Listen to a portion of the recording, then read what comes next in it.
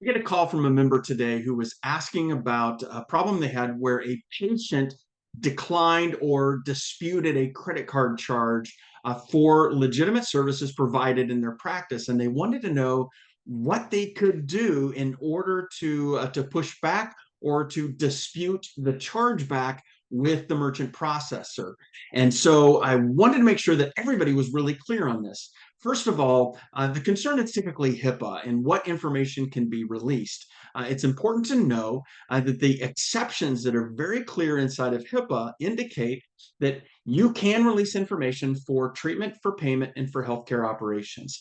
So, payment being that key element, right? In this particular case, we are talking about payment. In fact, if you want, you can actually go back and look at the Federal Register. So, the rules that really define the clarity within HIPAA, the Federal Register for August 2002. You can go to page 53,219. That's 53219. And you can see right at the top of the page where it says that they allow providers to disclose protected health information as necessary to obtain payment for healthcare and does not limit to whom such disclosure is made. So in this particular case, when you have a patient who has disputed that credit card charge on their bill, and you need to, if you will, dispute that charge back, you need to fight back. In those particular instances, you are able to provide the necessary information in order for the credit card processing company to go ahead and run the charges through or to reject their dispute.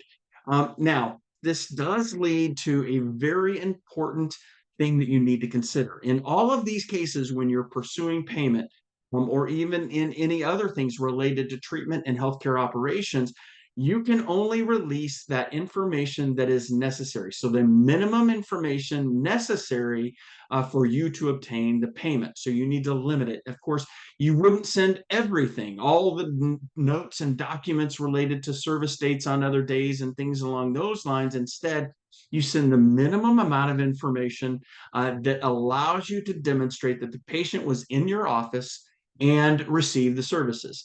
Sign-in sheets, as long as you're not disclosing other patients' information, that can be redacted. Or if you have individual sheets that are sign-in sheets or other forms that were signed by the patient, that always helps. Credit card signatures on slips, that helps as well. Clearly demonstrates.